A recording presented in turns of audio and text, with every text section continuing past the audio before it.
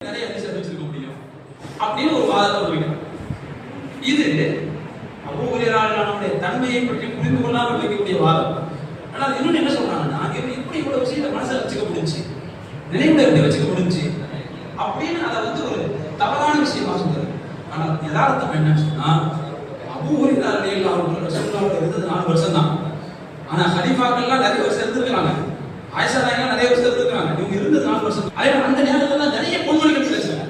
அது அவங்க கூடயே இருந்த அபூ ஹுரைராவுக்கு கிடைச்சது அது முடியாத 58 அல்லது 59 தான். அவங்க எல்லாம் முன்னாடி இறந்து போயிட்டாங்க. அப்போ 59 வரைக்கும் வாழக்கூடிய அவங்களுடைய வாய்ப்பு அவங்களுக்கு பல மாணவர்களை உருவாக்கி. ஹதீஸ்ங்கிறது என்ன? இவர்கிட்ட ஒரு 10 பேர் கேட்கறாங்கன்னு வச்சுக்கோங்க. அந்த 10 பேர் ஒரு 20 பேர் வச்சுருன்னு வச்சுக்கோங்க. இப்போ ஒரு ஹதீஸ் என்பது 10, 20, 30 ஹதீஸா மாறி இருக்கும். அந்த 30 பேரை எத்தனை பேர் சொல்றாங்க? அத்தனை ஹதீஸா மாறி போயிடும்.